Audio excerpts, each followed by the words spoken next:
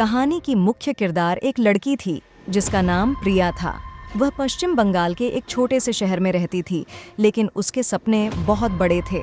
उसने कोलकाता के भीड़-भाड़ भरे शहर में अपनी जगह बनाने का सपना देखा। कॉलेज के आखिरी सेमेस्टर के बाद प्रिया ने नौकरी की तलाश में कोलकाता जाने का फैसला किया।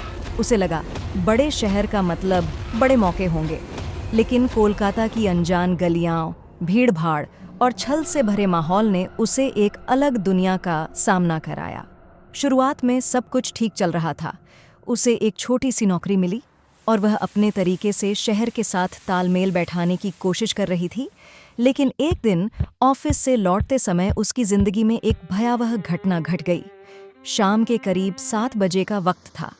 प्रिया ऑफिस से निकलकर एक ऑटो में बैठी। सड़कों पर ट्रैफिक था, लोगों की चीख पुकार, गाड़ियों के हॉर्न की आवाज़, सब कुछ मिलकर एक अजीब सा कोलाहल पैदा कर रहा था। प्रिया अपने फ़ोन पर मैसेज कर रही थी, तभी अचानक ऑटो ड्राइवर ने एक अनजान गली में मोड़ लिया। प्रिया ने पहले तो ध्यान नहीं दिया। उसे लगा शायद ड्राइवर शॉर्टकट ले रहा है, लेकिन ऑटो धीरे धीरे सुनसान और अंधेरी सड़कों पर जाने लगा।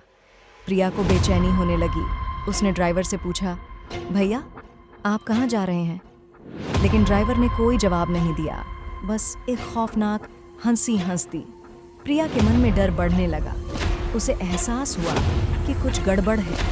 चारों तरफ अंधेरा था, कोई रोशनी नहीं थी और ना ही कोई इंसान। प्रिया ने अपने फ़ोन को कसकर पकड़ लिया, लेकिन उसके हाथ पसीने से भीग रहे थे। अचानक ऑटो रुक गया।